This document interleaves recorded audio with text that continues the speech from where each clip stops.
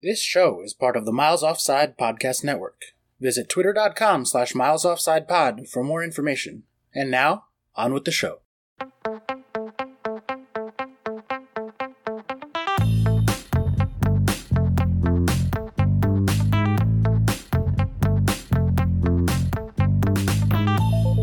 Hello, ladies and gentlemen, and thank you for joining us on another episode of the Miles Offside podcast, where we talk a little bit of football and a whole lot of nonsense. My name is Oscar Puente, also known as Footy From Afar, and welcome to our annual Super Mega Fantasy FPL Super Spectacular! Joining me, as always, are my co-hosts, Chuck Bailey, who is a Crystal Palace fan, and super producer Ian Stimson, who is not a Crystal Palace fan. True. Brilliant. True. Opens it up to interpretation there. Yeah. I'm a Peterborough fan, which means FPL is not a problem for me. No favouritism. Nope. And I'm a Palace fan, which means no Brighton. That's it. One rule. Which doesn't usually hurt you, does it? Not so much. No. Not so much. So, how's everybody doing this week? Good. Are you going to persist with this more low-key intro? Because I feel like we need to have like a jazzier theme tune if that's the case. Our theme tune's pretty funky jazzy. It's not like... I mean, I can not do the... No. I'm perfectly happy with it. I mean, people do love the and welcome.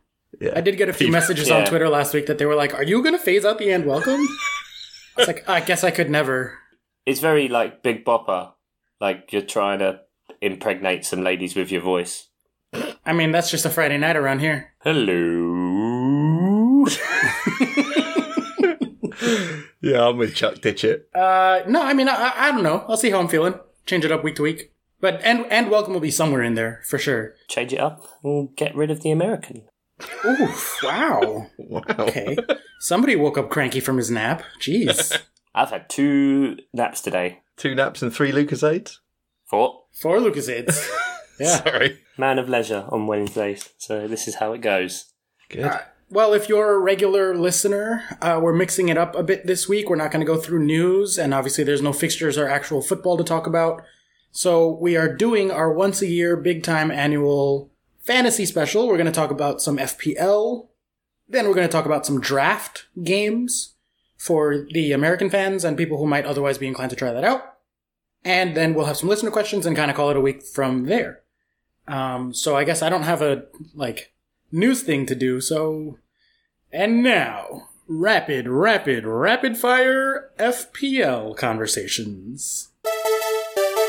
Good. I'll still put the jingle in. Great. Yeah. Perfect. Okay. Yeah, and it won't be rapid fire, so it fits. Yeah, sorry, everything's exactly. fine. Yeah. Stimmers, do you want to take the lead on this since you're our resident FPL guy, or how do we want to go about this conversation, do you think? Well, I've got a team. We could go through my team and talk about structure. Okay, I know Chuck doesn't have a team. No team. I logged in about half an hour ago, did auto pick, and have the most garbage team in the world, so maybe I'll just leave it as that, who knows. But I resent the fact that Ian's the FPL expert when I beat both of you last year. Well, I didn't play. I had the most fun I've ever had playing FPL last year. Because you didn't play? Yeah. Because I just made decisions based on who I like. And I was like, oh, you know what? I want him in my team. He makes me happy to have. And I finished horribly.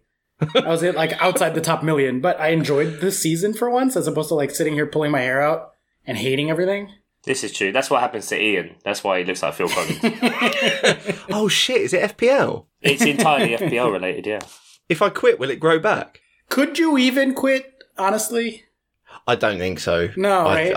I don't think so. I mean, if I view my game week history, it goes back to 2008, 2009. Wow. Yeah, and before then I was playing Telegraph, and before then I was phoning it in on the Sun. Shit, you really are fucking old. Yeah, you used to have to phone in your transfers during the transfer window. My first season was 2011-12, and I finished 1,251,000 with 1,699 points for the whole season. I was not good. Jesus, that's terrible. See, I don't know what's more impressive, Ian, the fact that you've been playing since 08, 09, or you've still got the same email address. Because I don't have the history of mine from back then. That's a very good point, yeah.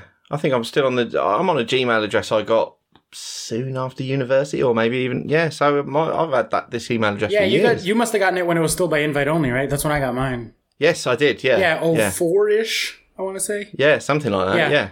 All right, so I guess I'll start it off since I'm used to hosting, so that's fine. And I'll talk about not so much my team, because I don't care about that, but I do care about the methodology, and I love a good excuse to make a spreadsheet and make a formula and stuff. So that's kind of how I approach FPL, at least when I care. That's how you approach life. That is true. It's in spreadsheet form. Yeah, last night on Nerdy Nerd, we literally made a new spreadsheet to be able to rank books, because it's a little different from the one that we used to rank movies. And I was like, yes, please. So what I do is I download all the data for cost, points, and minutes that the players have played. Because I figure what goes into a good pick. You want someone who gets a lot of points, plays good minutes, and isn't super expensive. Right? So that's generally the things, at least for me, that go into making a good player. And so I take all that and I made a formula, once it has the data, that calculates how good of a player they are, basically, based on last season's data.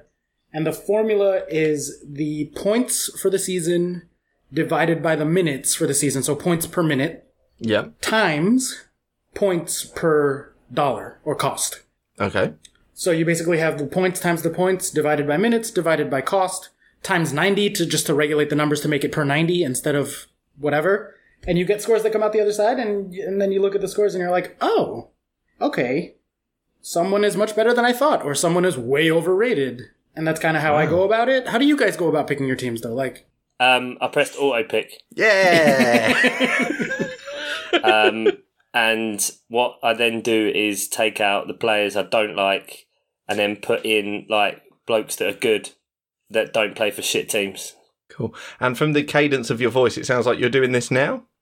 I'm looking on the website now and just kind of generically clicking on players, I think, and that's kind of the approach. This is beautiful. What a juxtaposition of methods. Yeah, and this is me not caring about them. Yeah, exactly. Jesus Christ. Yeah, so you've got Spreadsheet Ninja over there who actively doesn't care about it doing this, and then you've got the guy who beat both of you last year. 2,212 points. Thank you very much. Just scrolling and picking people. I had the worst year since my son was born, and I feel like FPL should provide an asterisk for any year where you have a kid, because that should just be a write-off. Well, I don't know, because I had a child last year and it was my best year, so... Just imagine how good Chuck could have been if he didn't have a kid. Usually it totally puts you off during the season, because you miss deadlines, you miss midweek matches especially. You know, your whole schedule goes out of the window because you're maybe not working as much or you're not sleeping as much. But you smashed it last season, Chuck. I mean, what was different? I think it was the first season where I didn't take it that seriously. I just tried not to not that I didn't take it seriously, sorry, but I didn't overthink. I just didn't take points hits and make snap decisions like, you know, when you have one bad game week and you go, right, I'm going to do 5 transfers and just get over with and burn my wild card and everything. And I just kind of realised that it's a game and not to overstress about it. I mean, as much as it is good kind of interacting with FPL Twitter kind of pages, it does muddy the waters quite a bit when you get people that take it a wee bit too seriously. Says the people who are dedicating an hour and a half of their lives just to talk about it. But yeah, I just kind of relaxed and like I said before, just picked players that I thought were going to be good. So without reading too much into it, you realise there's more to life. So played a bit better. Yeah, because... and I stopped picking Palace players. Okay. I mean, one thing you said in there does jump out. The seasons when I've done well and when I really cared, not taking points hits is massive. And I have no fucking self-control, and it's frustrating to me not to take point hits.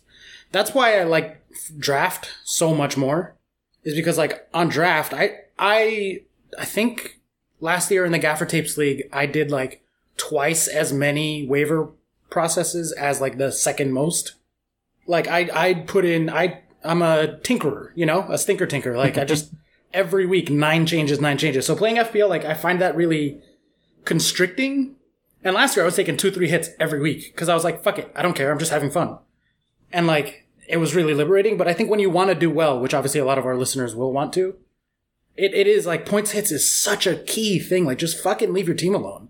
Yeah, it can suck a lot out of you because you realise then to make the points back, that player has to get like at least 6 versus the other player, and then you start to second guess yourself because the guy you just dropped is, scores big, and it's just a bit too much worry and overthinking. Like, I left all my transfers really late last year so that I actually knew who wasn't going to get injured, and like one of 2 times that I did it early, that player then was ruled out for the weekend because of FA Cup or Europe or whatever. So I don't know, I just think my approach, rather than trying to overthink and spend hours and hours and hours and hours, is just go by what feels natural, but at the same time just do what makes you enjoy it, because otherwise what's the bloody point?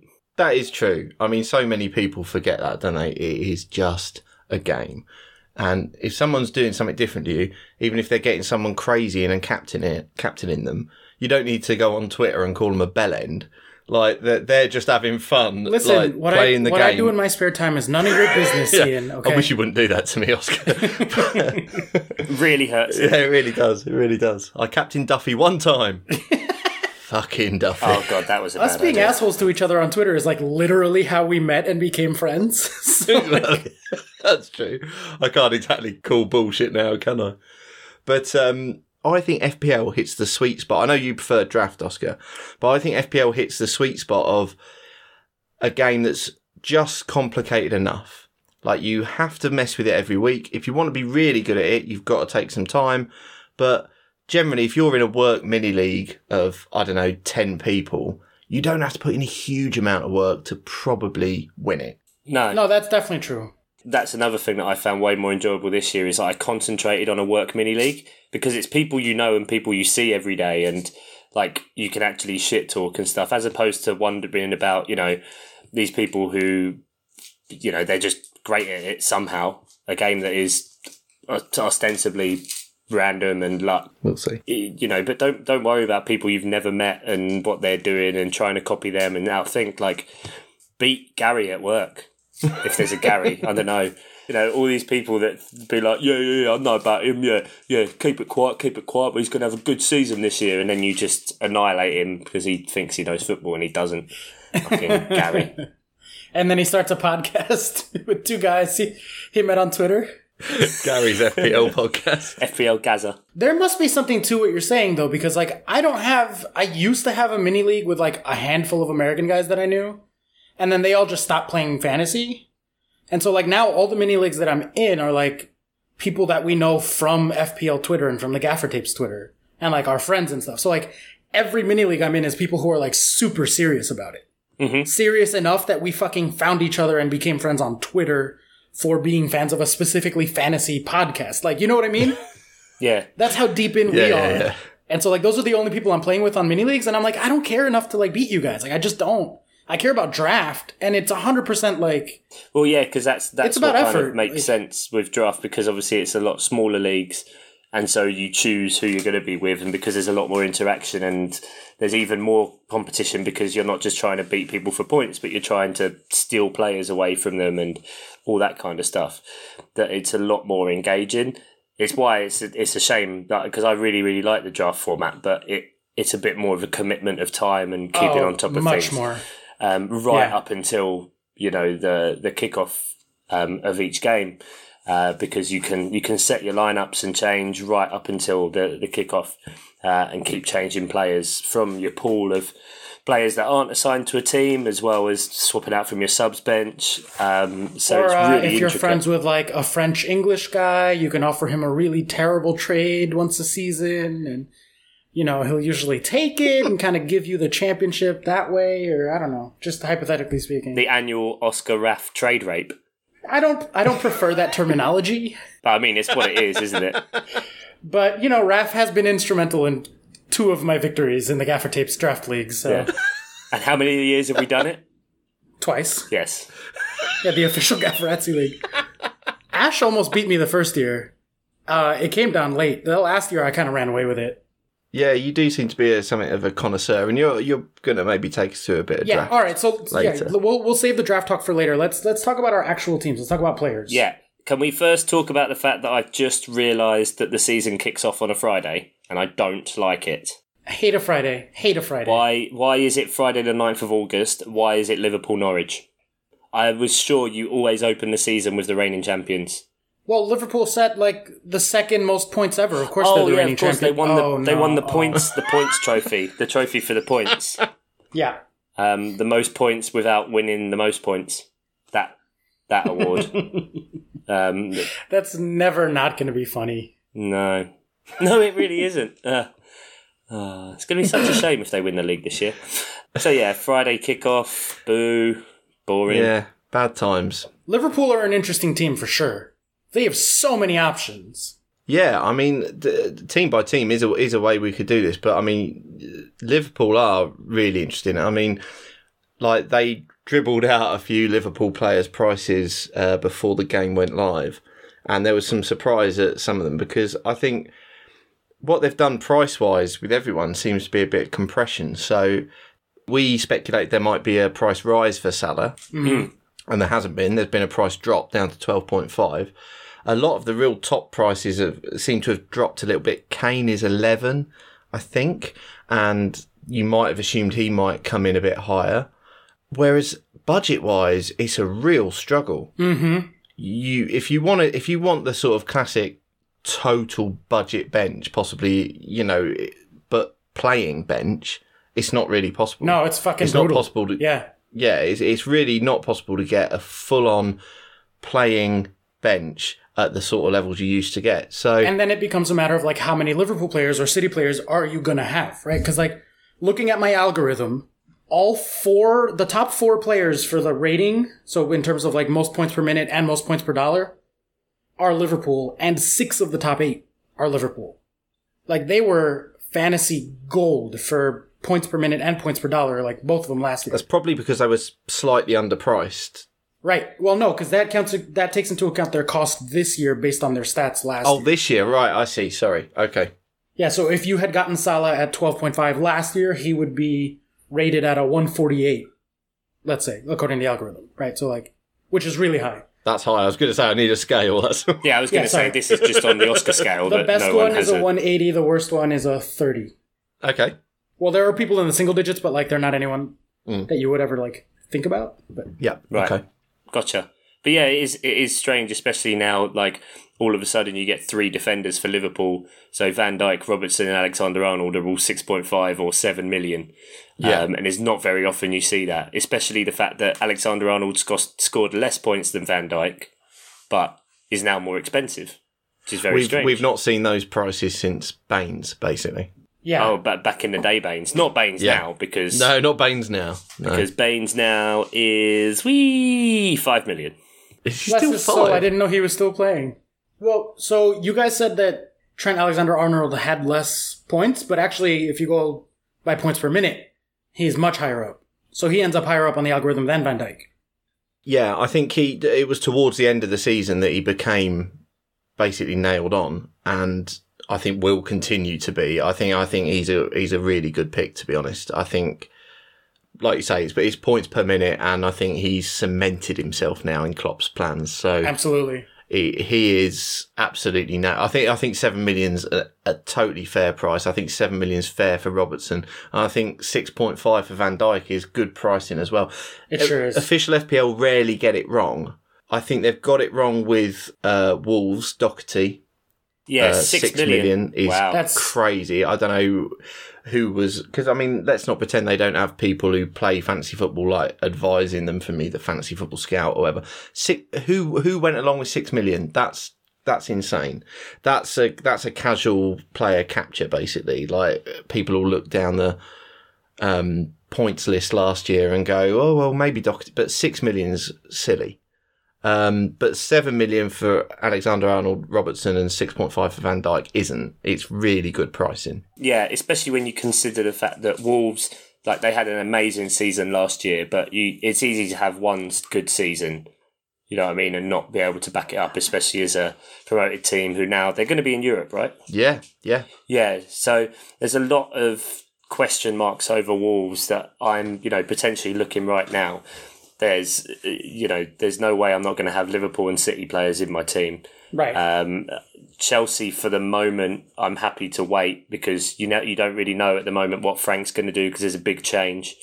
The only player I have, and this is as a Chelsea fan who doesn't fucking care about being biased in my fantasy picks, because whatever, I still only have one Chelsea player, and it's Pulisic. You've got Pulisic, yeah? Yeah, but that for absolutely. me makes no sense because not only have you got a team that you don't know how they're going to play with a new manager, you've got a player who's never played in the league before. So personally, again, I'm happy to wait and see on Pulisic. Not that I doubt his abilities, but we've seen time and again the transition periods for players coming into the league that can happen. So are you guys going for doubling up on the Liverpool defense? Because I know that's the big question, right? Because you have you have your Salah, your Mane, your Alisson. There's so many good Liverpool players. So if you double up on the defense or triple up on the defense, now you're missing out that slot somewhere else. So what's your approach there?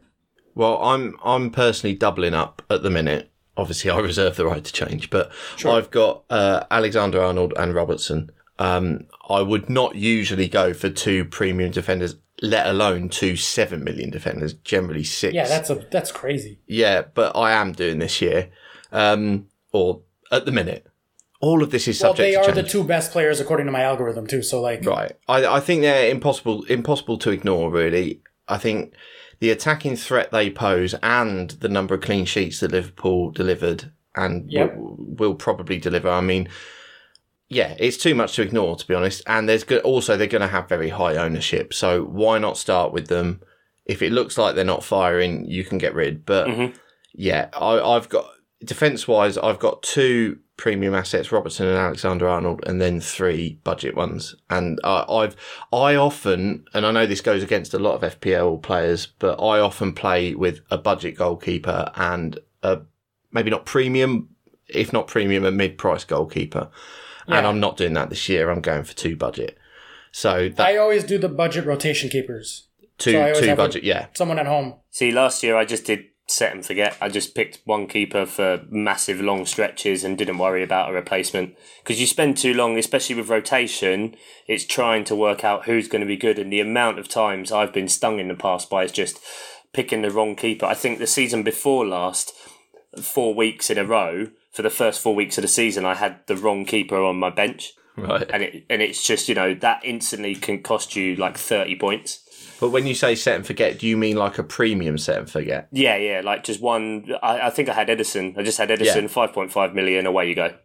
Yeah, and I don't think it's a bad strategy. I just, this year, to get the attacking players I wanted and have Robertson and Alexander-Arnold, I had no option but to downgrade, because originally Edison was in my team as well, but I eventually had to just go, I need to find 1.5 million from somewhere. Yeah, it's very interesting when you look at the prices, because, you say about the premium defenders, etc., but, Robertson is priced at 7 million and last year scored 213, so he's the top scoring defender.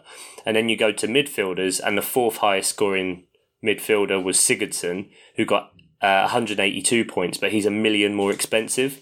Yeah. So it seems to be weighted more towards defence, and it's what you kind of said, Ian, the fact that there's price compression there, that they're trying to, rather than create some sort of defensive midfielder position or change forwards to midfielders, which has happened in some places, so we'll get into that. But it seems like this wing back kind of role, this bombing forward player, is finally kind of being classified as more of a midfield by dropping that midfield price. Absolutely. I also have 2 Liverpool defense, which I don't normally have. I normally have 1 good defender and then budget all the way through. Okay. But Chuck, you were just saying, you're not going to find 7 million or 6.5 million in midfield that's at all any fucking good. Looking at the 7 million midfielders, Milivojevic, Felipe Anderson, and Pedro are the 3 best according to last year's stats, using the algorithm. How does it work for you with, again, team bias, but how does it work with Zaha? Because he's been moved from forward to midfielder, so his points from last year would have been higher. Yeah, I'm not going to sit there and recalculate everything, so I just go off what the points were last year. Right, okay. Because obviously someone like that is where, you see him below Richarlison, who's 10 points behind at 8 million, but easily with all of Zaha's goals, it's an extra point for every goal, which is 10 points. It's worth paying attention to those kind of things as well. Not that I'm putting him in my team, because when I put Palace players in my team, we play shit. He should never have been reclassified as a forward in the first place. No, not at all. I hate when they do that with wingers. Yeah. If you're not a fucking striker, leave him as a midfield. Like Hazard was a midfielder, but then they always thought, people were like, oh, is he going to be a forward? Is he going to be a forward?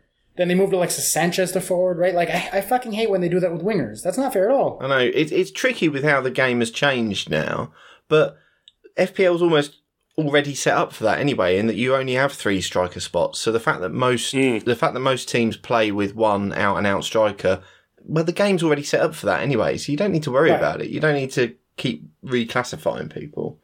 Unless a team plays like a 3-5-2 or something, you don't need to worry about reclassifying wingers as forwards. It's largely pointless. Well, okay, so that's a good place then. Let's transition to forwards, because you just brought them up. Are there any genuinely good forward picks out there this year that you see, Ian? So, well, I can take you through what I've got at the minute. And I usually try and go premium mid budget, but sure, this year I've gone Aubameyang as a premium. Okay. And then both of them are 6.5. I've got Jota for Wolves and King from Bournemouth. Nice. Those are good picks. I think I don't think you can find a budget one. When I was looking originally, I had like Joselu for Newcastle at 5.5, but he's been moved on now. Oh, poor Joselu. Poor Actually, can we just take a moment? Poor Newcastle. Well, poor Steve Bruce. Yeah. Bruce. We should have maybe a moment, because Chuck's right. Just from an FPL point of view, there should be a moment of silence for Newcastle. Newcastle, bye. Iosi Perez out. Rafa Benitez out. Poor Joselu gone. Ugh. Rondon back on loan to West Brom. Dwight Gale back. Don't be slagging off Dwight Gale. He's ex-Peterborough. He's ex-Palace as well. I say what I want. He is not a Premiership player. Of course, sorry. But wow. You can't be getting Newcastle players. Nope. Steve Bruce appointed. I heard on Radio 5 Live today that he was apparently 11th on their list. Yeah. And that's 11th on their starting 11. That's what I mean. Like to actually be Steve in Bruce the team. Is going to be picking himself. Yeah, he's player manager. Not a lot of people know this right now. I would love to see that. But no, I mean, if there's even a hint of truth in that, and that was an ex-Newcastle player saying that on the radio, then that's just shocking. But it's also not surprising, is it? Because apparently Allardyce turned them down, although he might just be saying that, but whatever. It's Allardyce. Yeah, exactly. Pint of wine. Yeah, I turned him down. Yeah, you can't go near him at the minute. No, and it's proof of the point that their most expensive player is 6 million, which is Miguel Almiron, and he's the only one on 6 million. And even Norwich have 2 6.5 million players. So Jesus. Yeah. Newcastle, RIP. Yeah. So I should probably take Lascelles out of my team. I think is what I'm hearing. Well, who knows? Because he could transfer to a good team. Yeah, there is that. He was in my first draft when I thought they were going to get taken over. He has good points last year. Yeah, and I thought Benitez might stay. He was in there, but he's right out now. You can't go near any Newcastle players. Yeah, I mean, there was interest for me because Matt Ritchie had somehow moved to being a defender. And so you thought with him playing midfield, that could be interesting. But you went from, Lascelles' defensive numbers are probably good, but that's from a heavily defensive manager. Right. Steve Bruce, just, what is Steve Bruce? He's a lovely bloke. Yeah, he's a lovely guy. But a lovely guy. He's a genuinely lovely bloke, but... My word. I mean, it's a trade down, isn't it? From Benitez to Bruce. It's no good. No one can ever question the dedication of a Newcastle fan because it can make me kind of feel better about my support for my club and the ringer I get put through, like, fuck me, Newcastle. Like, considering the I don't think not great quality of the teams that have come up from the Championship, I think Newcastle will as it stands, definitely go down, that's saying something, because I don't think the quality of the teams that come up is great. All right, so back to strikers. Yeah, sorry. No budget. I agree. There's no good budget picks at all. No, they're not like super low. So then you're up into your sort of low to mid tiers. So I think Jota at 6.5 is a good pick. I definitely hear what you're saying about Wolves, but 6.5 feels worth the risk because Wolves changed to a 3-5-2 about 12 games out, and Jota was on fire during that time. He didn't start the season all that well. He came in and a lot of FPL teams had him game week 1, and then he dropped in price because he didn't do very well. Yeah. But towards the end of the season, he was virtually essential, and him coming in at only 6.5 feels like no risk to me. Yeah, and it's the same price he came into last season when he was an unknown quantity. Yeah, it's the one thing that's always a shame as well from once you move on a season is that all you see is the season summary as opposed to when the points came from. Because I always like to look for that as whether it was, whether they were consistent throughout the season or whether they just had kind of surges. But I remember Jota towards the end just nailing it. And the same for Leander Dendoncker. Who was getting good involvement. I think absolutely. We'll get onto him. But Jota today, there was a friendly with Wolves and Newcastle. No, was it Asia Trophy or a friendly? Who knows? Asia Trophy. Oscar, you as resident Asia Trophy expert. But Wolves beat Newcastle 4-0 and Jota scored. Is that it? Yeah, that is it, actually, yeah. Disappointing for Wolves. And Jota scored twice. And Dendoncker had some goal involvement as well. Indeed, 4.5 mil. That is interesting. Yeah, we'll get onto him, I think, because I've got him, and I think there's good reason to have him. So does that mean then that you didn't go for Jimenez? Because he's the other really good Wolves pick. True, I didn't. No, because I just thought 7.5 was just a touch too much. In that I can get on him if I need to. Like if he goes. Pervert. Thanks. If he goes ballistic, I can get on him, and it's not too hard to do that. But for $1 million less, and the numbers towards the end of the season were pretty much the same, I'll have Jota. That's not a problem. Okay. King I've got for 6.5 now. Again, because you know what the FPL community is like. Bournemouth had a friendly recently where Wilson scored twice. Now Wilson's at 8 million. Oh, that's hefty for a very injury-prone player. You say that, but I will counter with this. In my algorithm, there's a three-way tie. Is your algorithm going to be the new Chelsea winning the Champions League in 2012? Just for this episode, yeah. Okay. It's formulaic, right? I don't have to put opinion into it. It's just points per dollar times points per minutes played. There's a three-way tie for the best striker, according to the rating, whatever. Okay. It is Jimenez, Aubameyang, and Wilson. And then very slightly under them is Aguero, and then my sneaky good pick, which is Deulofeu. Deulofeu. I just pressed on his name and put him in my team as you said that. Deulofeu. Yeah, absolute blinder towards the end of the season. And for once, Watford seemed to have a bit of consistency since, they celebrated having a manager for 12 calendar months. That'll do it. That's as consistent as you can get for Watford. And you're not going to pick Deeney, are you? I mean, ugh. But that's the thing, yeah. But below 6.5, you've got Murray for Brighton. No good. You could pick him if he was going to be cheap bench fodder, but 6 million isn't cheap enough. No. So you can't pick him. At least for me anyway, at least with Jota and King, they're going to play. They are going to score points. And if they don't, fine, I'll have to find a way out of them. But they seem cheap enough. Wilson, 8 million. He doesn't feel like an £8 million player. And that's where I go away from stats or whatever, because the stats show he's a great player. But for me, I watch Bournemouth. I don't feel like Callum Wilson is an £8 million player. No, personally, Bournemouth as well are a very mercurial team. They can they beat Arsenal 5-0 last season. No, Chelsea, sorry. Chelsea. They beat Chelsea. Thanks. Sorry. Yeah. Thanks for that. But they beat Chelsea 5-0. I'm pretty sure they beat Arsenal 3 or 4-0 as well. But then they got beaten 5-0 by Palace. There's big swings in that team, which is always... It means that with players like that, you just have to be able to ride the rough with the smooth. because you will get I those can ride weeks the where rough, he gets. all right. Yeah, I know you can, you filthy animal. But I also think at 6.5 for a striker, you don't need them to score every single week. And that's the other thing. Like, people get budget players or near budget players, and you can't expect them to score every week. One in 3 returns is fine, absolutely fine for a sort of 6 million, 6.5 million striker. I'm hoping Jota and King will do better than that, but you can't expect that sort of player to return every single week. No, it's not going to happen. No, and I think that's fair. 1 in 3, because I'd expect from someone like a Salah or an Aubameyang or Aguero for that price tag, I'd expect almost 1 for 1. So maybe like a 2 to 3 or 3 in 4 return.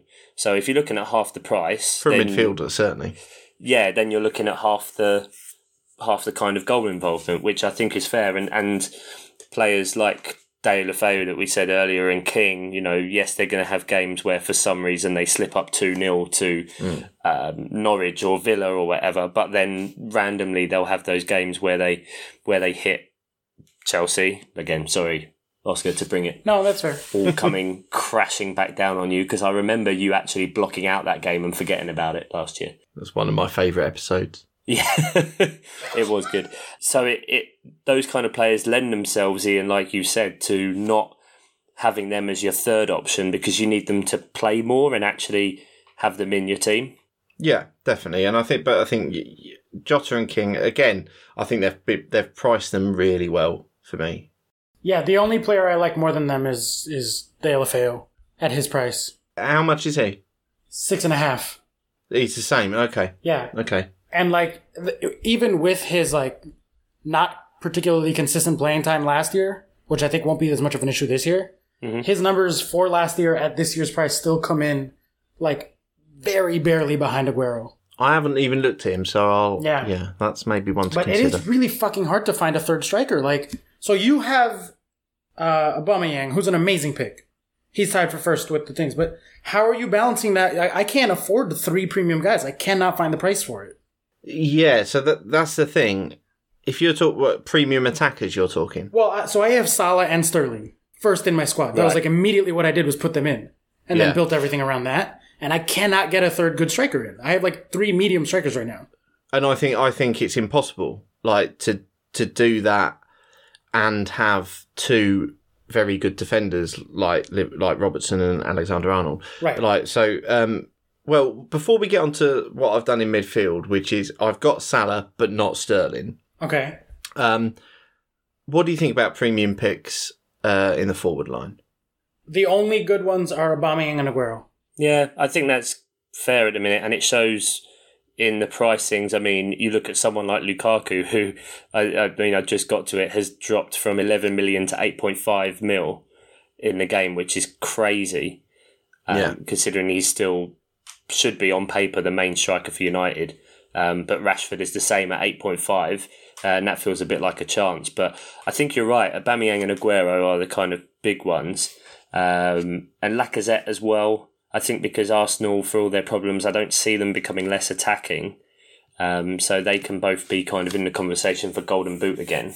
Although if you're looking at Lacazette at 9.5, I would counter with Vardy at 9. Well, that was where I was kind of going, is Vardy at 9, and also Leicester in general now. We saw them under Brendan Rodgers at the end of the season start to be a lot more attacking again and building that confidence and that positivity in their play. And does Vardy, priced at 9 million, is that kind of good, or is that do you think that he sits too much in that no man's land of not premium enough to lead the line but not cheap enough?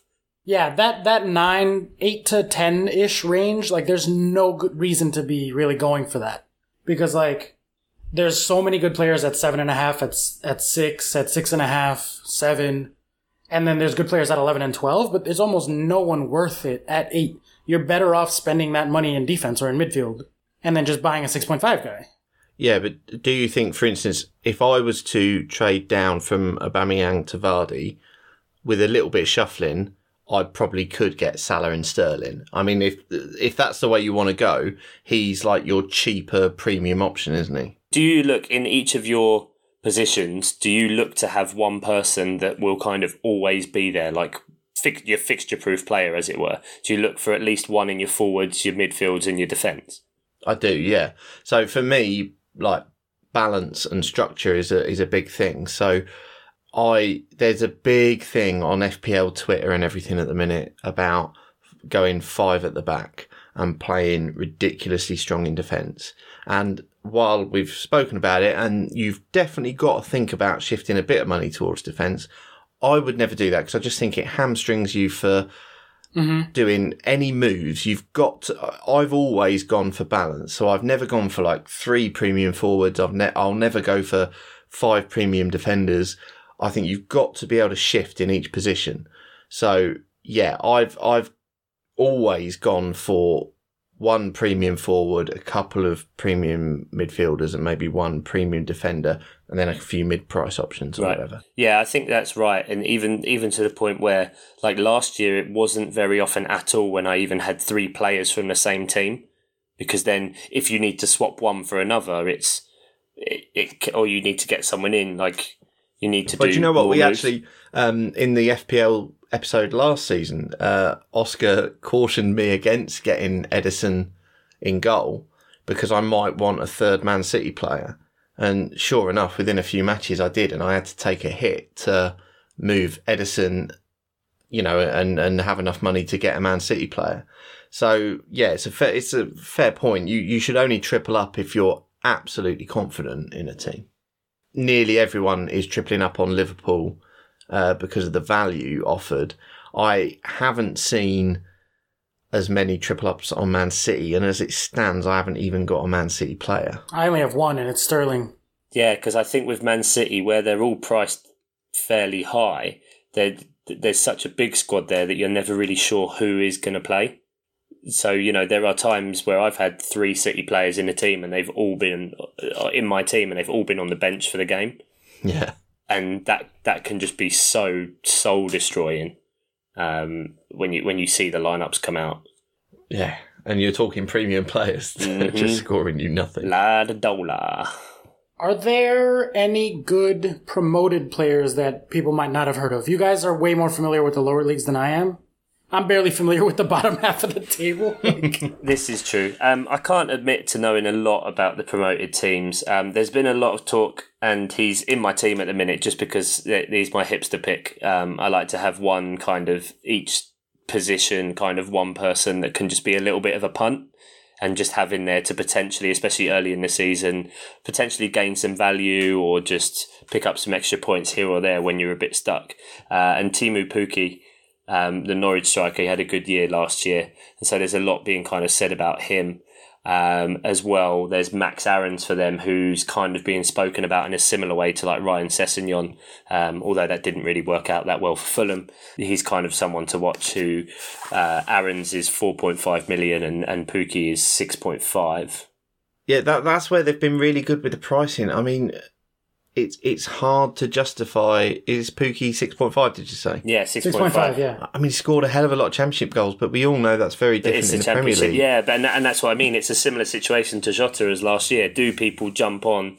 And again, it doesn't work out because it's Norwich, and unless Wolves are the exception to the rule.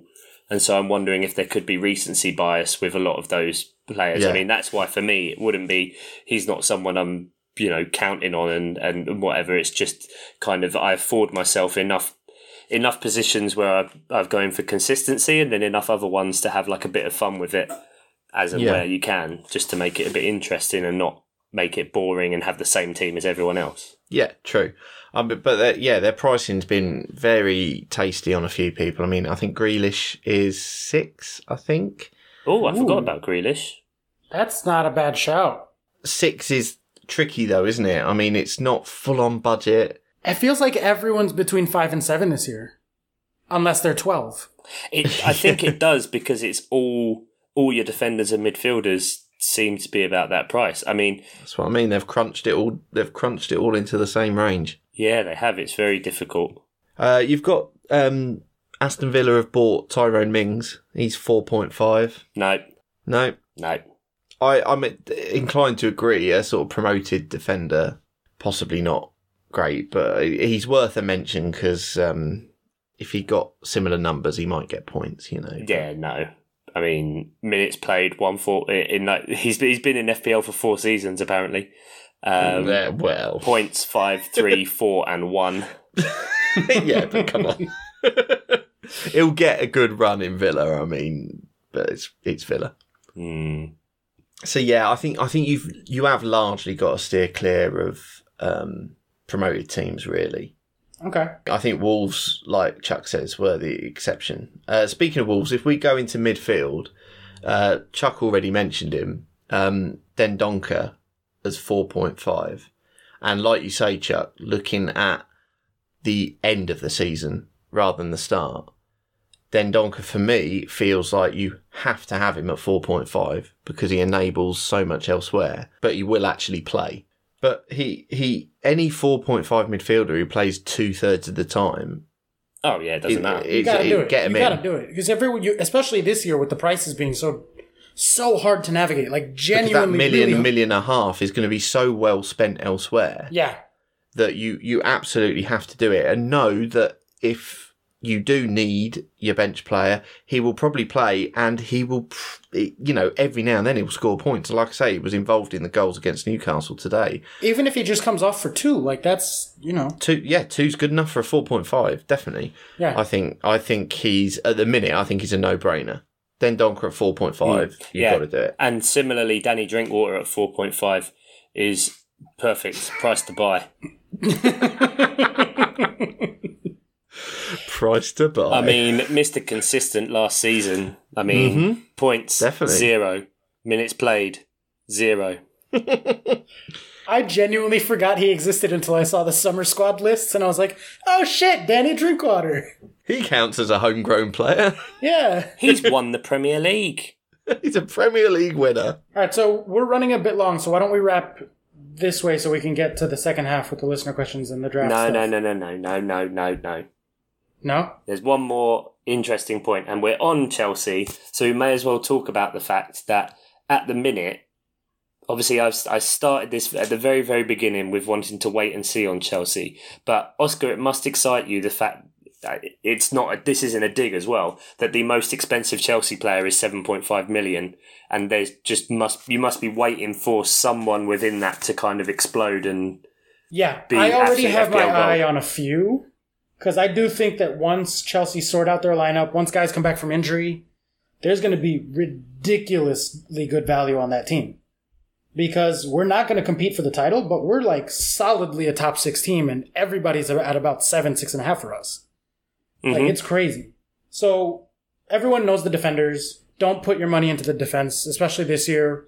Who knows what it's going to be or who it's going to be?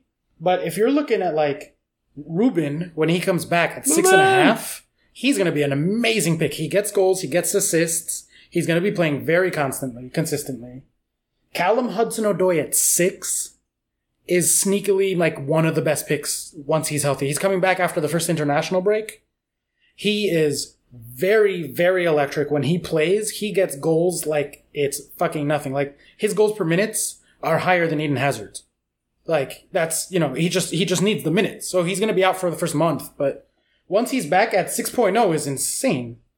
I think they've been genuinely short-sighted in pricing those. I think because, yes, we know they're not going to start straight away, but that's because they're injured. If they weren't injured, I think certainly Ruben and maybe even Hudson-Odoi would be starters. They'll certainly get minutes. Yeah. That seems low. It really does seem low, and I don't really know why. Just because they're injured at the start of the season, just price them for when they're back. And Chelsea are going to score a lot of goals, and the goals are going to come from somewhere, and it's going to be from someone who's 7.5 million or less. And especially, it's not going to be from Giroud. So I'm looking at Callum Hudson-Odoi and Pulisic at 7.5 and at 6, playing Chelsea wingers who are going to get goals. Like, holy shit, those are great picks. Especially where we said that you need to look to cut money where you can, and bearing in mind most of the midfielders you're looking at start at 7 million and are in that awkward price range where you're probably potentially going to have 2 to 3 of them that's going to cut your value somewhere. That extra million will go a long way. And again, that you don't need as much from them. If a player scores 100, if you get 140 points off a £7 million player, it's the same as 120 points off of a 6.0 million. If you're bringing in Callum at 6 and that lets you bring in Aubameyang, Sterling, and Salah, that's a no-brainer. Yeah, because my other two premiums other than Salah are Sigurdsson and Pogba. And yeah, exactly what you say there. If I could downgrade one of those to a regularly scoring Ruben or Callum Hudson-Odoi, then yeah, one of the other ones can go up to Sigurdsson. One of the other ones can go up to Sterling. With a bit of jiggery pokery. So yeah, I mean, I think they're what? Jiggery pokery. Jiggery pokery. Is that another? That sounds like something you do in the privacy of your own home. Well, he does that as well. Just means a bit of moving about, a bit of sorting things out, a bit of jiggery pokery. No? Okay. All right, that's a new one. You just sprinkle the hundreds and thousands, do a bit of jiggery pokery. Yeah, exactly. Drop your kid off at the nursery. Yeah, and make a spotted dick. Alexis Sanchez, 7 million. Dude, he is a full 1.0 more expensive than Callum. I'm so glad you asked, because I wasn't going to bring it up. I'm trying to be less of like a blatant Chelsea bias. It's not going to work. It's going to last 5 minutes. I know that. Fine. But I wasn't going to bring it up. But you're right. Like, there's so much fucking value on the Chelsea team once we know who's playing. Indeed. It's a big question mark, so don't get anyone till after the first break. But if you wildcard on that first international break, bring in 2 or 3 Chelsea players for sure. Yeah, I think so. I think once you know how they're playing, the way they're playing, you'll see what Lampard's style was going to be with those players, because you can't really ascertain much from Derby. He's going to be playing a lot of you. I mean, remember as well, there are players there. Like Mason Mount isn't there, is he, in the game? Yeah, no, not yet. And he's not gonna play every week. He's not gonna be a regular starter, but no, but even still, there's potentially a lot of exciting players that will drop into the game for Chelsea and others as well, because they have a loan army of 45 players, and they're not going to be sending all those out this season. I really hope Batshuayi stays. He's been doing well in preseason. Every time he plays, he does really well for Chelsea. This is a whole separate conversation. We'll talk about that later. I want him to stay at Palace. Can't have him. He's not in the game either, so that's obviously going to be the points is based on who he plays for, I reckon. Yeah, that's weird that they just put him as a Chelsea player. He's a Chelsea player. He's playing for us in preseason more than Giroud. But they hold it back to get the value, because if they put him in as if the transfer happens with these kind of players, and all of a sudden they get transferred to a team where he's going to play more minutes, etc., but he's less value. It's weird, isn't it? I mean, why not just hold the whole game back? Because they released it early this year. I mean, really? It was a good sort of 10 days earlier than it usually does or whatever. Why not just hold the whole game back a little bit and wait for Wan-Bissaka to move or whatever? It just sort of, it seems a bit weird. Well, he was priced kind of right anyway, because he's at 5.5 million. Yeah, he was priced for the move, wasn't he? And don't get too excited about getting him, guys. No? No. If they bring in one more good centre back, there could be a lot of fucking value there. There could be, but Ollie doesn't play defensive football, and Wan-Bissaka was covered a lot last year by Townsend. A lot. Because you got to remember Palace, because they're not as good going forward, they defend more as a unit than a team like United would. Are they going to have wingers protecting their fullbacks, or are they going to expect them all to bomb forward? Tactical analysis. Indeed. Or I'm just setting myself up for a fall when Wan-Bissaka is again like the best defender in fucking Europe, and it makes me die a little inside. And we got 50 million and we've spent fuck all of it and bought a shit third screen keeper. It's alright though, because we played Barnet the other day, 6-2. 6-2 to Barnet. That's what you want, isn't it? Bollocks, innit? Yeah. All Peterborough's friendlies have been fucking local shit muncher teams, and it's like, what is the fucking point? Yeah. Honestly. Although we've just signed the White Pele back, George Boyd. Ian's favourite player ever. Unbelievable. We've got Darren Ferguson back managing, George Boyd at 33 playing for us again. Ian? Yeah. Are you an influencer? I might be a hashtag influencer. Hashtag influencer. I might be. That is a very good point, Chuck. I say George Boyd, the White Pele, is the best Peterborough player we've ever seen. A mere 2 weeks later, re-signed. You're absolutely right, Chuck. It could be me. Look, I'm not going to tell you how to live your life, but it might have been a slightly disappointing season, but calling them the local shit munchers seems a bit harsh on Peterborough. Right. No, I wasn't meaning Peterborough. I was meaning the people we're playing in the friendlies. Yeah, the players, the Peterborough players that they are playing in the friendlies are the shit munchers. I get it. No, I get it. It's fine. I see where you're coming from. I get it. Unbelievable. The signings we've made. All right, give me one pick. One super good, sneaky pick that don't say Sterling. Everyone knows Sterling. Give us one good pick. I mean, I've looked at the game for half an hour. Benjamin Mendy. Oh, my word. I just love him. I love having him in my team. There you go. He's a positive influence on me. He's a positive influence in your dressing room. Yeah, he's good to have around. He's good on Twitter. It's all right. Yeah. Mine, genuinely, if he stays, and he's been playing pre-season so far, is Pogba. I think he'll be on pens. If there is any VAR influence, that'll be good. Mm-hmm. He's 8.5. It's not ridiculous. You can fit him in. I think Pogba's low-key a very good pick. I love that. I love that answer. Yourself? I already threw this out there before, but Deulofeu. Yeah, okay. That's interesting, that one, because I've not even considered him. He cracks the top 10 overall, according to my algorithm. I'm going to have to keep an eye on Watford in pre-season for that one. Yeah. He's 2 rating points behind Aguero at 121 versus 123. Yeah, that seems ridiculous. He's phenomenal. And his start of the season's good. His first 4 games are Brighton, Everton, West Ham and Newcastle. Right, yeah, because their fixtures are good, because I've got Cathcart as a defender and Pereira, is it Pereira? As a midfielder, because he's only 6 million. So, yeah, that's interesting. I picked them because of fixtures, so, shit, yeah, maybe... Oh, you've got in my head, Oscar. Well, last year you should have listened to me on Ederson, so listen to me on this. Yeah, I know I should have, yeah. Oh,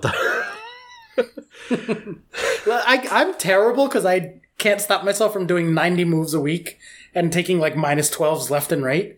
But I give good advice. Like I give good decisions. Sounds like solid advice and I can't argue against it, which is annoying me. So, yeah. Well, now that I've sufficiently annoyed Stimmers, I think that's a good place to take it to the break. So we'll grab some water, stretch our legs, and we'll come back and do some draft and listener stuff. So stick around and we'll see you in a bit.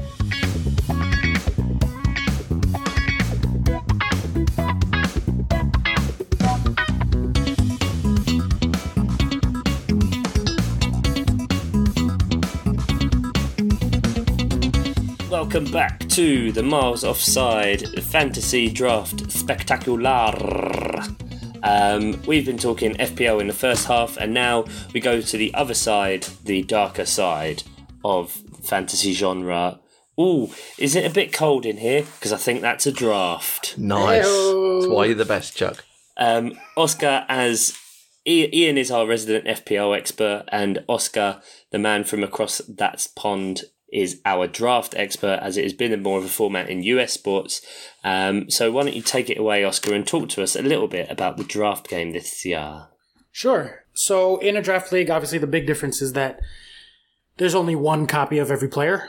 So if I have, for example, Harry Kane, then no one else can have him, and you can do trades and stuff like that, right? I think most people understand the basic premise of it. As far as like the more specifics, as an experienced draft player, I would say that if you're looking to get into draft this year, because I know I've gotten a few questions about that, people are trying to, there's more interest in it, don't do the official FPL draft. It's garbage. It really doesn't work. Stimmers, you did it last year, right? Yeah. I think it's a case of if you can do it with, 6 teams maximum. Max, yeah, even.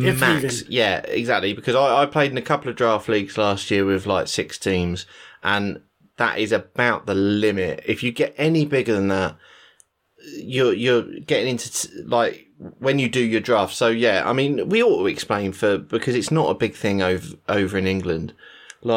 You do a draft night, don't you? So like you say, because you can only have a player can only be bought once, so you can't have more than one Salah in more than one team, for instance.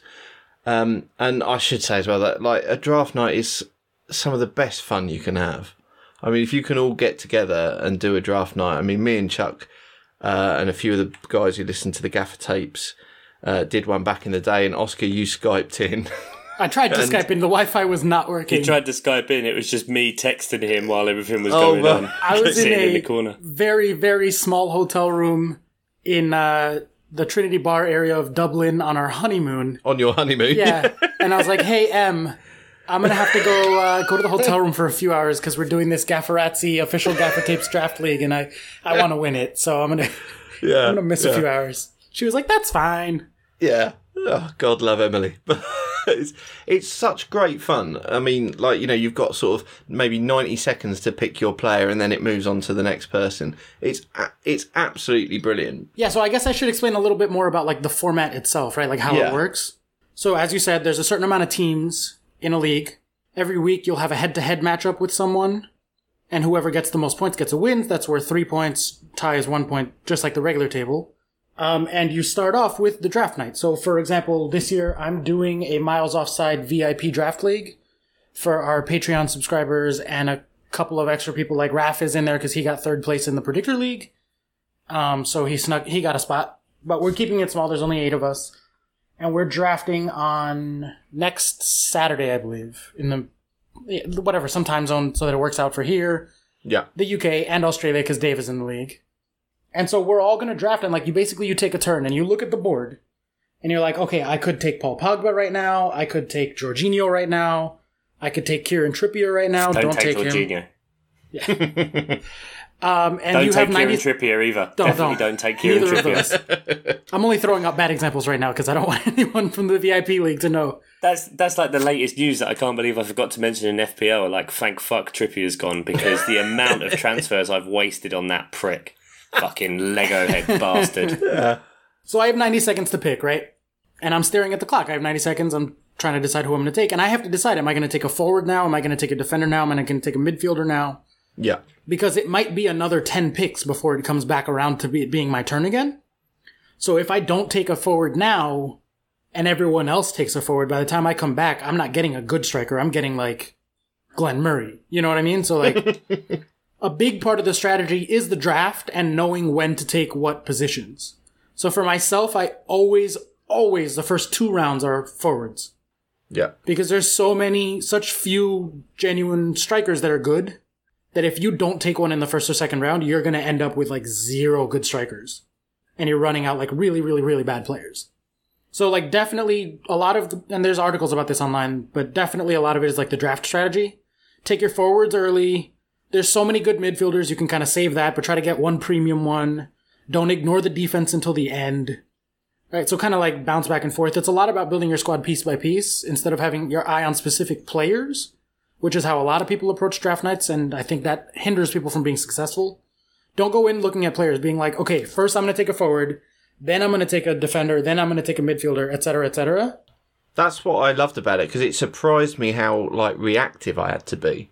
Like, because I had a sort of list of players, but then I had to think on the fly because they're gone. Like, all the good players are gone in like 2 rounds. All the name players. Like, so you really have to think. You've got that sort of, and also I think in that draft specifically, there was 12 of us, and I think I was like 10th or 11th. So it snaked around to me really quickly again. Yeah. Mm-hmm. So it'd be like I'd pick. There'd be maybe 2 or 3 picks again, and then it'd be back to me again, and I'd be like, shit, I've got to pick again. And then you don't see anybody for like 20 rounds, and you're like, yeah, fuck exactly. me. And I mean, it was such good fun, but yeah, you really do have to think on your feet if you've only got 30, 60, 90 seconds to pick your player.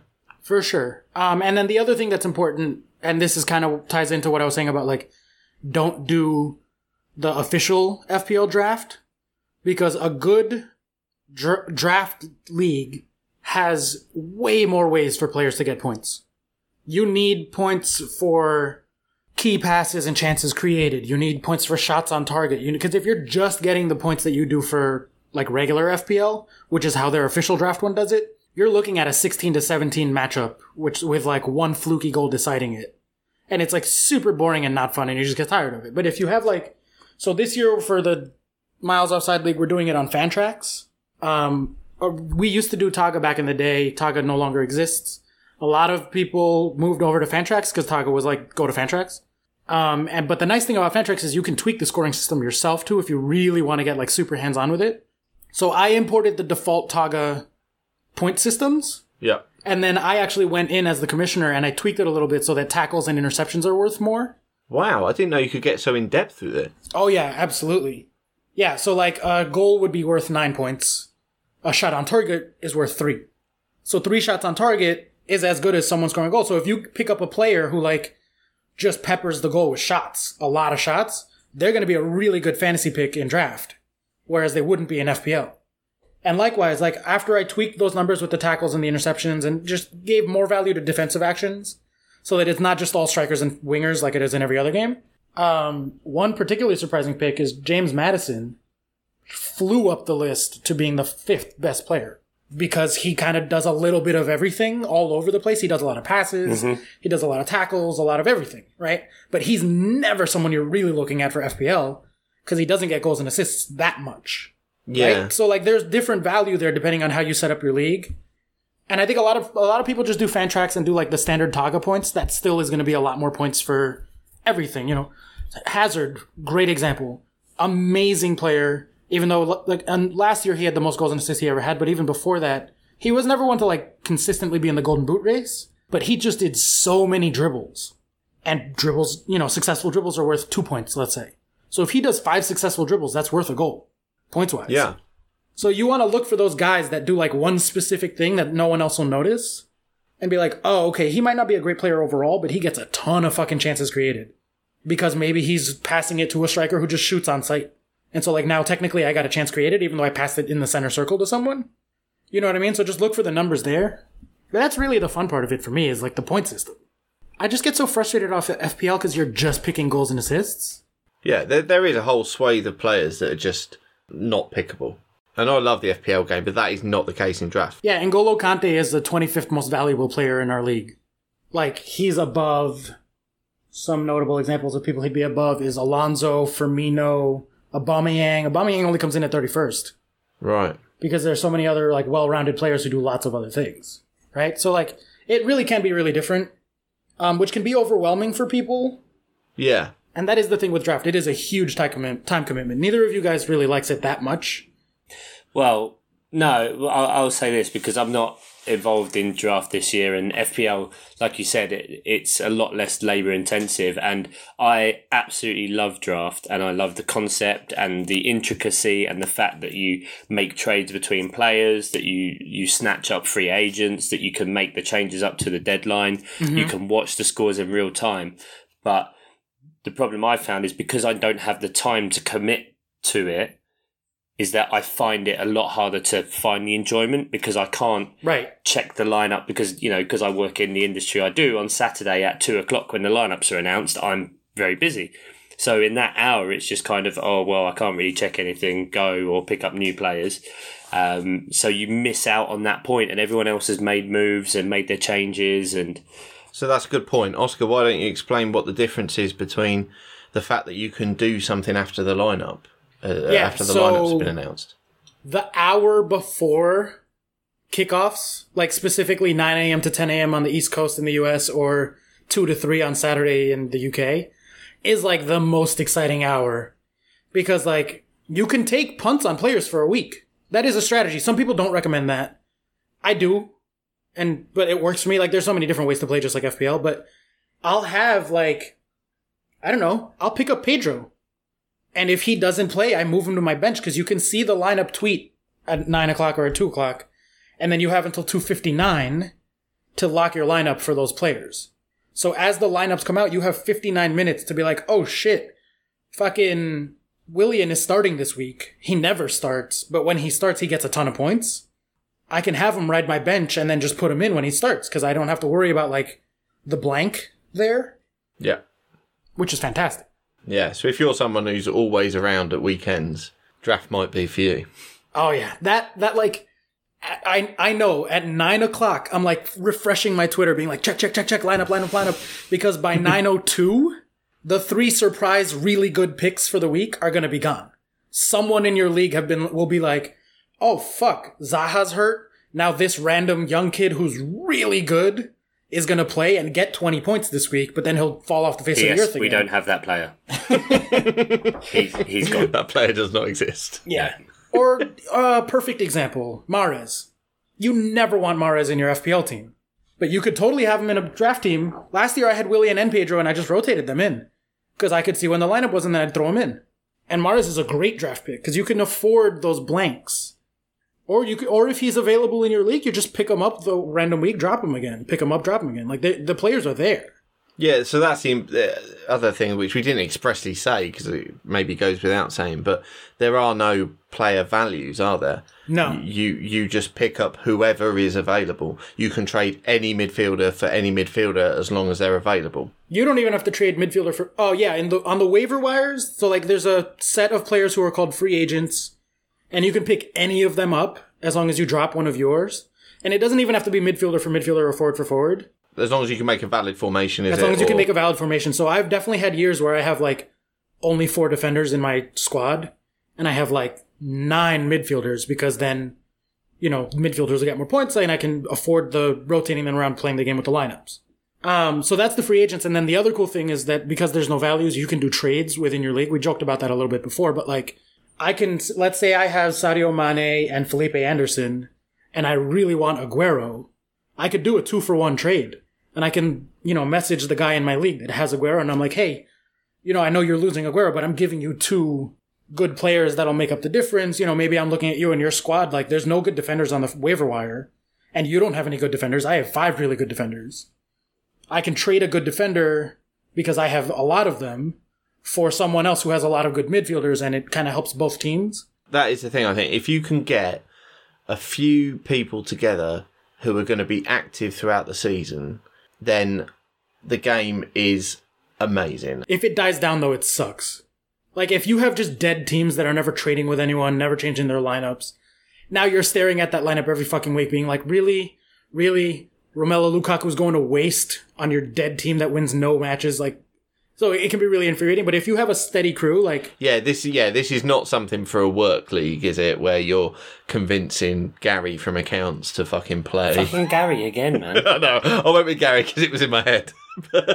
Yeah, this is not for that, is it? This is for a few people who are going to play all through the season who are engaged. This is to the nth degree of what I said about FPL is you want people to be engaged. You have to be like, if people are going to not trade to anyone because they're too scared about giving away a player at the wrong time, or if they're not going to pick their players or not get involved, it's but then hopefully people will stay involved because it is more fun. Yeah. Without a doubt, it is more fun if you can get a few active players together in a league. It's great. And you don't need, and that's the good thing, you don't need too many people. I mean, the first year we did 12 that was too many. The league, and it was just too much because you had no bargaining tools or leverage to get anyone. It was just you're trading what would be a round 1 pick for a round 1 pick, or they're very sideways kind of trades that... Yeah. And the waiver wire at that point is trash too. Like, you're looking at picking up a backup Norwich defender because everyone else is already taken. Like, yeah, the more people there are, the more players are taken, which, like, it seems obvious, but it's not something that everyone thinks of right away. Yeah. So the smaller you can keep your league, the better it is. Although at like 6, you're just running out all-star lineups, everybody, so it can be a little too much. Like, I think for me, 8 is a nice round number. That's why I capped the Miles Offside league. I guess I should say who's in our VIP league, because I'm going to be doing that as our Patreon thing, and I'll update it occasionally. So we have Sam Danby, VIP Sam Danby, who left us our American review when he was over here. Despite being an Englishman living in Norway. Yeah, exactly. Johnny Boy Worthington and Johnny OG, and Raphael Briand, all of whom we know from the Gaffer Tapes days, and several of whom are patrons of our league. We also have Queen Banger. She comes up a lot on the pod. She gives us questions. And then, of course, Davo and Adam P. Because where would we be without them? But yeah, I mean, I think you guys hit it on the head. Draft is way more fun, but it also requires a lot more attention. And if you're in a league with bad people who just don't pay attention, then it's not fun at all. Yeah, I wouldn't say go for a league with strangers, because I know some people have had some problems in the past of people, because you have to have a commissioner. So you have to have a trust system, because there is someone who can access the settings and just reverse trades and do whatever. And some people can do real sneaky, devious things. But just make sure going in that you are ready to commit to the full season, or only plan to do half the season. Like, there's nothing wrong with doing that. You can set how many games you go for, or you can do a draft at Christmas. You know, a lot of people redraft again after January. I played a couple of 10 game week draft leagues. That sounds on really fun. FPL. And it was really good. And like, because as we've said, FPL draft is generally not worth bothering with, but this was small 6-person leagues, 10 weeks, and it was fun. It was really good. So yeah, definitely you can do sort of like short-term leagues, and yeah, it can be a lot of fun. All right. Do we have any listener stuff? We do. So on the topic of fantasy stroke draft, how many league stroke games are too many? So this is exactly it. I mean, I can commit to FPL, and that is about it, really, because even with those sometimes midweek or Friday night game week deadlines, that's about as much as I can commit to doing, which is why I don't enter draft games, because I don't want to spoil it for people.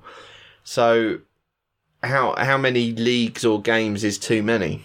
I did 4 draft leagues once, like at the same time. Season long? Yeah. And it was too much. It was like, and so by the end of the year, I just picked like 2 that I really cared about. And I, like, when the lineups were announced, you know, I just said like the 902 thing. If I haven't made my changes by 902, those good players are gone. So I just had to prioritize. It wasn't any fun. So I would say if you're going to do draft and you're going to take it seriously, 2 is really the most you can do. And being able to do it like within the confines of the lineup things and all the things that you have to do to make it a good draft player, make you a good draft player. 2 is the most, really, I think. And I never really understand with FPL having tons of leagues, especially if you're trying to compete with them. I mean, if you're just having it as a reference point, just to have it within a group of friends and see where you're at, that's fine. But obviously, a lot of the time in mini leagues, you might be looking at different tactics, like trying not to have the same players as the person above you or the person below you. Yeah, certainly towards the end of the season, yeah. Yeah, or trying to. So if you've got too many leagues, then you're not active in them, so it's pointless. But obviously you can also, if you're a great player, potentially some people have prizes, etc., and you can win monies or, I don't know, socks. Yeah, and for FPL, it's definitely more doable too, because you're only changing one team, and then it automatically changes within the other leagues. Whereas if you're running multiple draft teams, like all of those are going to be different lineups, different everything. And if with what you were talking about with the lineups, I mean, within that hour, you've then got to make sure you're across every team. Yeah, and like I know what players I have on West Ham, so when West Ham tweets their lineup, I'm like,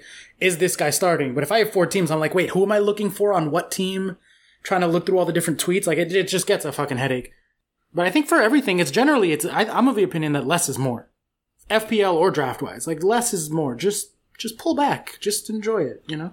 Yeah, I agree. I think a couple of years ago, I tried to play in the 12-team draft you were talking about. I had another draft with, like, work people, but that didn't really work out. I had FPL. Then I was playing daily fantasy games as well, where, like, on the Saturday, there'd be one team, and on Sunday, there'd be another team, and you'd bet on it and stuff. And I wasn't paying attention to any of it properly. So I think... Yeah, I think you're right. Less is probably more. Dave Mateo asks, what week should I stop caring about regular FPL and just focus on draft? Hashtag 1860 stimmers. Now, this motherfucker. It's interesting that you got your actual birth year correct as well. Yeah, it's good, isn't it? He managed to nail that.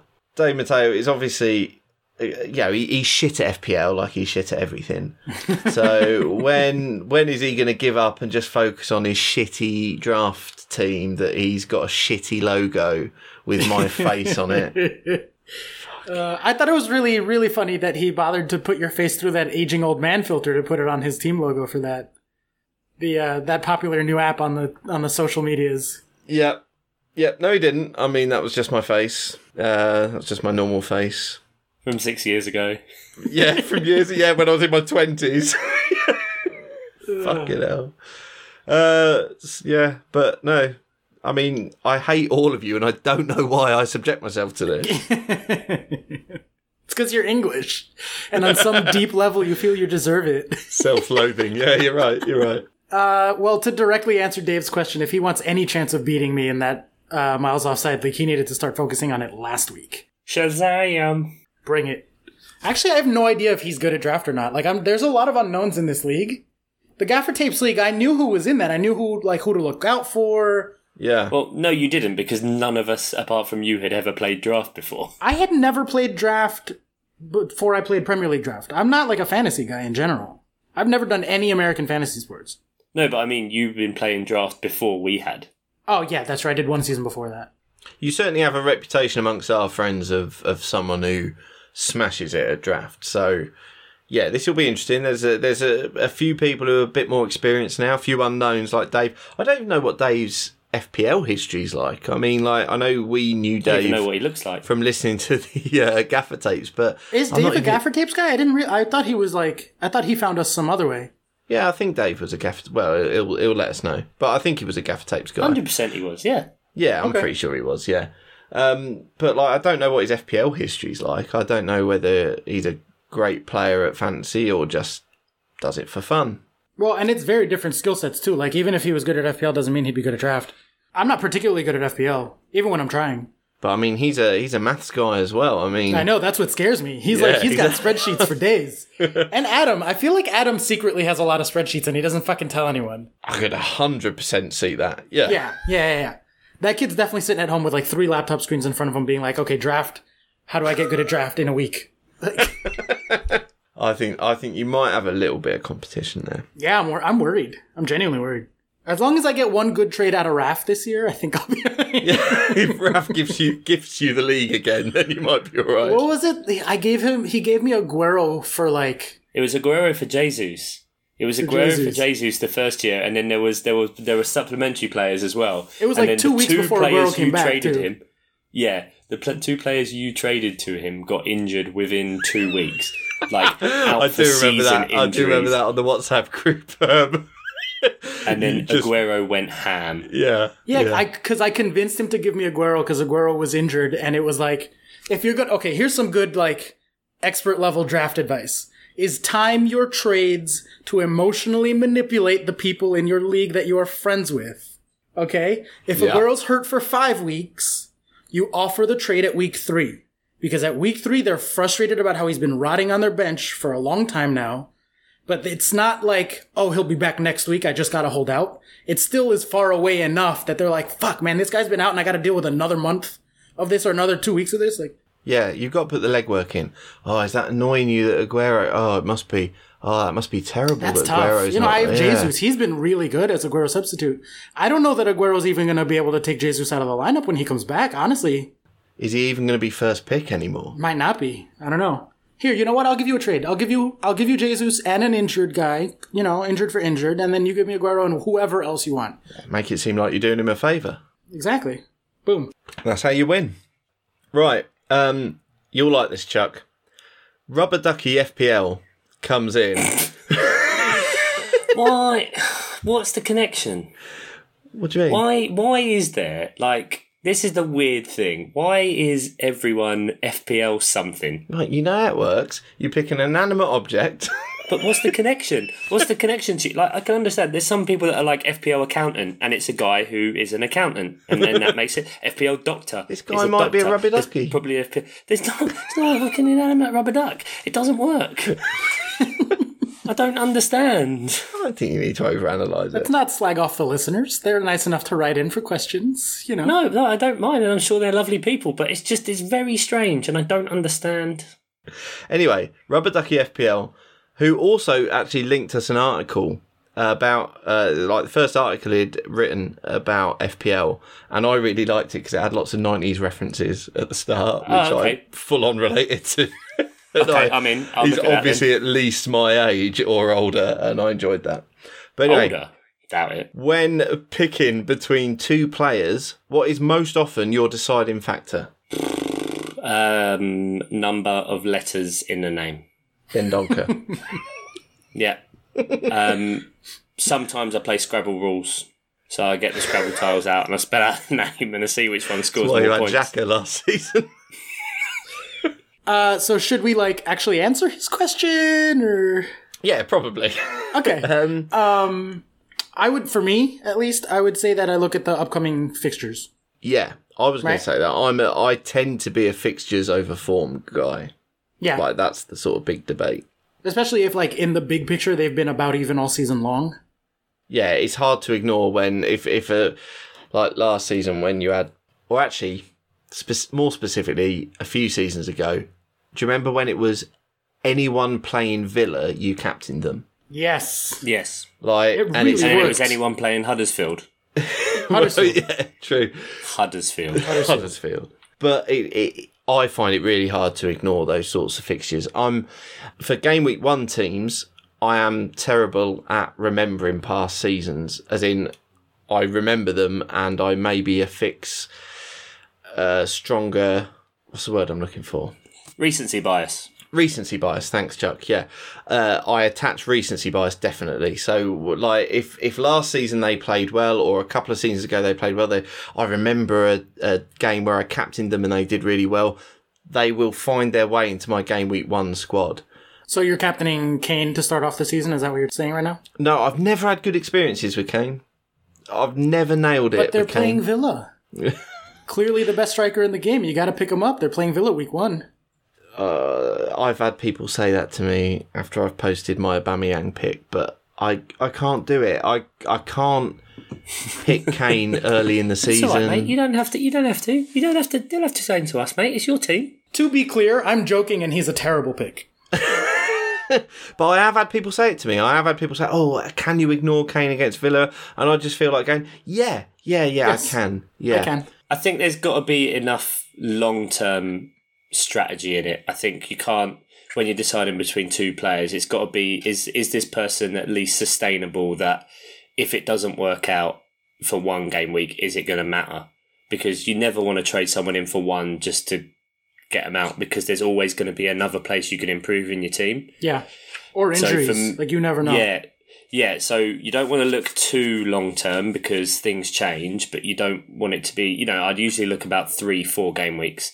Depending on the price of the player, you need to potentially ship them, because if you're going to, say, use up 12 million on a player, after 3-4 weeks, you get 0 returns and other players are getting those returns, then chances are you need to get rid. But someone that's, say, 4.5 to 7 million, you can give them an extra 2-3 weeks, because you can just start rotating them out and not wasting a transfer on them, and Absolutely. then use it somewhere more important. Yeah. And the other thing I look at too is, like, if I already have Jimenez, am I going to pick up Jota also? Like, how does that fit with the rest of my squad? Because I don't want to end up with 3 Bournemouth players by accident. I'm definitely one for game week 1, thinking who's been reliable. That means, for me, generally not touching promoted players. Who's been reliable in the past. But then when it comes to transfers later on down the line, I'm definitely looking at fixtures. I also think if you just put that little bit of extra effort in to look at fixtures, your average player won't necessarily bother. So No. if you can potentially get on like a mid-price player who's got a great run of fixtures, and other people wouldn't necessarily look at him. So that can be just get you that extra few points sometimes. So yeah, I'm definitely a fixtures man. And especially to make sure you don't have a team full of those players that are punts, because that's when it can just get messy, and that's when you have your 12-point game weeks out of nowhere. You need that. You need to make sure you keep that good balance, I think, so that it's still enjoyable, but it's still enjoyable because you're getting points, and it's also still enjoyable because you're taking those chances and playing around and having some different players. Yeah. That's very much the way with draft too. Like, I've always been a guy who goes for, like, consistently getting 10, 11 points every week type guys, as opposed to, like, I would never have wanted Alexis Sanchez even when he was flying high. Amazing FPL pick, but in draft, he either is getting like a 2 or a 30. So over the course of the season, he'll get a lot of points, but I need to be winning matchups every week. So I need steady guys, steady points. I never want to have a week with less than 100 points. And if I happen to lose to, like, the 200 who had, like, 5 really hot guys that week, fine. But over the course of the season, you want those steady points. You don't want guys who get hot and then get cold. Oscar really always does just want 5 really hot guys in a week. That's it, really. Monday to Friday, he takes the weekend off. Yeah, he relaxes. That's when he spends his time with the wife. I'd like to ask FPL Rubber Ducky, how many Rubber Duckies does he own? And that's all. That's my question And how many to even him. play FPL? Yeah, because sometimes maybe we can ask questions back. And see if they actually listen. Yeah, Ooh. listener questions and also our questions. And last of all, I've got another question from Sam Danby, making a Sam Danby sandwich. Although it's not Sam Danby sandwich, is it? Because he's the bread. So it's just a question sandwich. Yeah, Dave Mateo and Rubber Ducky FPL were So Sam is basically what holds this whole segment together. He's the bread. So it's a Sam Danby Glue podcast. It's a rubber... No. It's a rubber duck sandwich on whole wheat organic Sandambi. So Sam Danby asks, what are the lesser known rules of playing fantasy? Now, these aren't necessarily official rules, but just things that you think should or shouldn't be done that maybe the wider community might not know. I mean, should we really say any rules that the casuals, the disgusting casuals, shouldn't know? Do you want to give away the secrets? Exactly. The secrets to your 200k finish. Don't pick Rondon. Ever. Unwritten rules. I really can't think of any. I have a ton for draft, but I don't want to give all those away to Sam Danby, who's in the league with me. No Brighton players. It's not worth it. I've got Dunk. Dunk's in my team at the minute. What? Why? Only because he's going to transfer to Leicester? Yeah. Yeah. Yeah, if he stays at Brighton, he's out. I like the Ash Kernsworth, which says captain and midfielder at home. Great rule. Yeah, it works. It really works. Keep it simple, stupid. Definitely keep it simple. Definitely stop overthinking everything. That really is the key to doing well. There's more information out there than there's ever been before with FPL, which is great for when you love it, but it's a nightmare for causing headaches, and you can easily find articles or Twitter accounts that both back up and contradict all your own thinking. Right. And I think the most important thing for me with playing it to actually enjoy it, far be it to say that that's the right way to play or whatever, is just make sure you do what you want to do. Use the information, but don't let someone else pick your team. Yeah, I still have Fantasy Football Scout, as a bookmark on my Chrome. Right under the, they're right there. I can click it easy, but I stopped going less and less. And I don't know, maybe I'm not doing better per se, but I'm not, last year was bad, but I stopped a while ago and I wasn't doing worse, and I was certainly enjoying it more. If you're doing something that you're doing a transfer and it feels iffy when you're doing it, but you're doing it because you think that a million people on Twitter have told you to do it, that's not the way to play the game, is it? It's not the way to play life, Ian. Well, exactly, Chuck. And you should just do what you want to do and then live or die by that decision. Yeah, like Stimmer's last season with Ederson. That was, you make your choices and you go with them. I went with it, and... Or this year, he's not going to put in De La Feo, right? Because he's getting himself all psyched out about it. Do I listen to Chuck and Oscar? Do I trust myself because I'm better than them at fantasy? Preview of how Oscar will be with the draft league. You're such a motherfucker because you're in my head. Living there rent-free, in my head buddy. About that already, and I'm so pissed off already because now I've got two 6.5 strikers. So if I don't get Delafeu, I'm saying both of them are going to be better, and already I'm overthinking it. So Sam, don't do what Ian is doing right now. That is bad. I'm already overthinking it. Jesus. Yeah, perfect example. There you go. Yeah, but I'm still going to do it. Other things, never captain and vice captain a player who plays in the same match.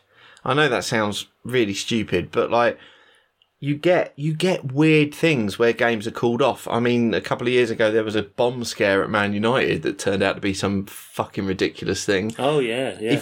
If you captain and vice captain a player from the same match and that gets called off, you haven't got a captain.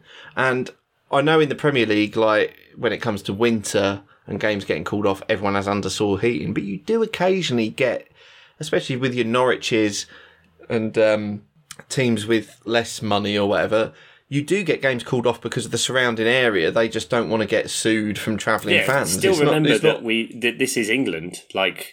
Exactly. A millimetre of snow and everything shuts down. Exactly. And it's never the pitch. Not in the Premier League. It's never the pitch. No. But it can be... They just don't want to have fans struggling to travel in the surrounding area, so they call it off. Yeah, one more reason to avoid Newcastle players. Jesus, yeah. If you needed another one, there's another reason to avoid Newcastle players.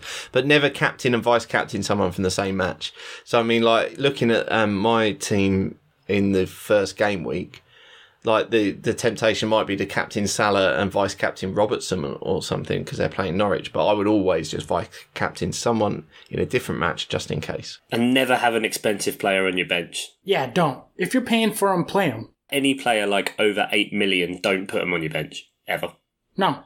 Otherwise, you shouldn't have them. Yeah, exactly. What's the point? Because otherwise, if you're not playing them because of the fixtures, like you pick that person because they're the best player on their respective teams. The Premier League has shown in recent years that anyone can beat anyone, and you just want to make sure you have that. So it doesn't matter if maybe there are some defensive exceptions if you know a game's going to be really high, but potentially now you're buying defenders with attacking return potential anyway. Exactly. So forget about it. I've got one as well, which is like it used to be a thing, but I feel like it's not anymore, which is it used to be a thing that you would wildcard definitely in an international break to make money. Like, so you would play the market during that 2-week break. Yeah, I always used to do that. Yeah. It just doesn't seem to be a thing anymore. Like the transfers happen immediately after games and immediately before games. And that 2-week period now is just a fucking dead... Like, FPL seem to have got wise to it and Yeah, they did, because you used to be able to make, like, all of a sudden you'd make, like, 2 million. Yeah. But then what they did was because there's obviously transfer thresholds.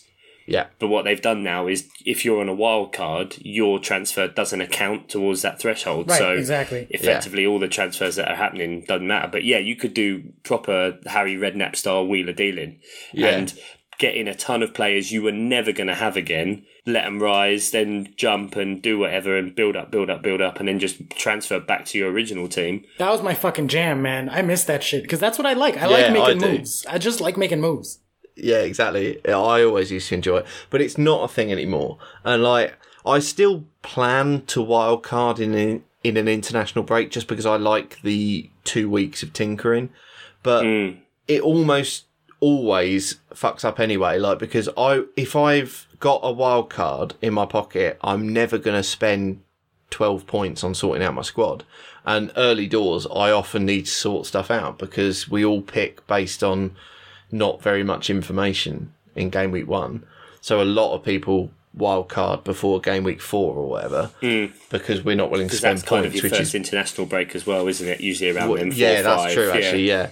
So while I always think, I'll try and play the wild card in that game week 11 international break or whatever it tends to be. Like, it very rarely works out like that. And you're never going to get the money you used to get. It used to be a thing, but it's not anymore. So just play especially your first wild card, play it whenever you want. If you're not happy with your team, just play it. If it's going to take more than 8 points to fix it, just play it. Don't think about playing the markets because it ain't going to happen. Yeah, and even more generally, I used to try to build my team value until about Christmas. I focused a lot more on that than getting points, so that the back half of the year, I think there's still some merit in that. It's much, much harder to do than it used to be, though. It is, yeah. But I will still, if I'm going to make a move for a player, I will make it early in the first half of the season if I think there's value to be made. But not if they've got a game. Like, if the player I'm buying has got a game later on, like a cup game or a Champions League game later on in the week, I'm not going to do that because you're just asking for trouble. You're going to buy a player who's going to get injured in that game. Don't do that for the 0.1 of value you're going to get. But other than that, in the first half of the season, I will still make early moves for players that I'm going to get anyway. It wouldn't be the deciding factor, but I will make an early move for a player that I'm going to get anyway. Later on, when there's more rotations, fixture build-up, I'm not doing that. I'd make my transfers on Friday and that's it. So anyway, we should also mention that Stephen Toomey, who some fantasy football players may know, he does an FPL beer club on Twitter where he reviews beers. He also brews his own beers. But he is... Does he work for Tottenham? No, he doesn't make his own cheese either. But that's why they closed the cheese room. Yeah, exactly. He is at 6th Goal on Twitter, at 6 the number TH Goal on Twitter, and he is starting a podcast, which I think they did a couple last year, the FPL Roundtable, and they have invited us to join their podcast league. So we have entered a fantasy football team into their league, and we thought that because we're not a fantasy football podcast, that's the thing, we might have all started as fantasy football players, but we're not a fantasy football podcast. We thought we would start a team, but we would largely open it up to you guys. So we're going to make community decisions, we're going to put Twitter polls out, and we are going to manage the team together. Me, Chuck, Oscar and the listeners are going to manage this team together and see if us idiots can try and beat some FPL podcasters. That way, if we come last, we can outsource the blame. Yeah, blame it on Adam, obviously. Obviously, Adam. It's going to be Adam. Yeah, be Adam's fault. Fuck's sake, Adam. So, yeah, we're quite looking forward to that. That's going to be a feature next year that we're going to run every week. We're going to put out decisions, transfer decisions, captaincy decisions to the listeners, and they're going to run our fantasy football team for us. Which, well, I mean, I'm a very, very, very, very, very, very good player, so that's going to hurt me. Yeah, I beat you last year. What's that? And also, it contradicts everything we just said about how you should play. But play your own game. Us then. Huh? Play your own game. Play your own game. Yeah, play your own game. We are going to play our own game.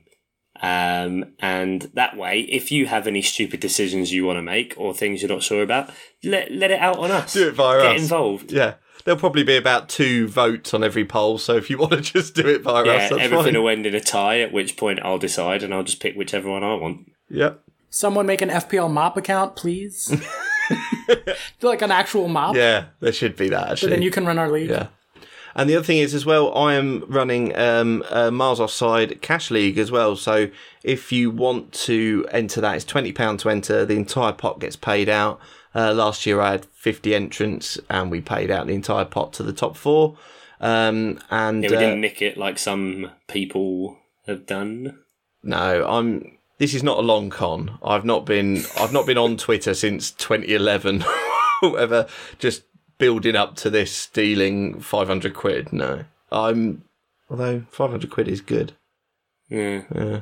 But no, if you want to join that, then just message me. I'm at Ian Stimpson on Twitter, and you can join the Miles Offside Cash League, where there's potentially big money to be won, because I'm not as good as I made out a minute ago.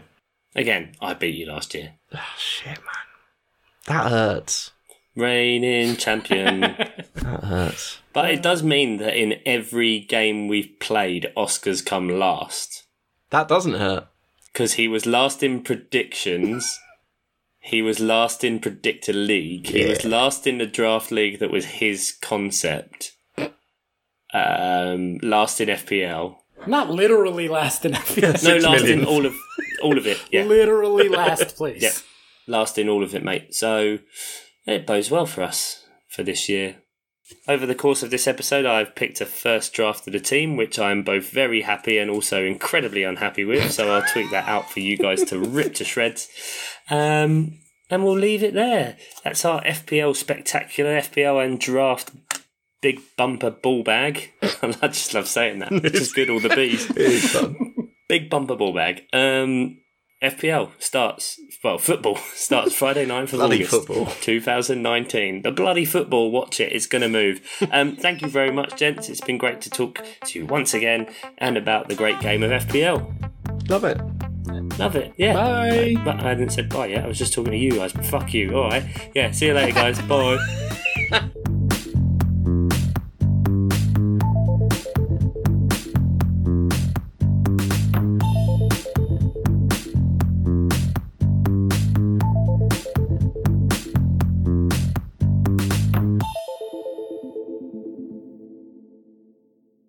So on the topic of draft, on the topic of draft, You Damn Damn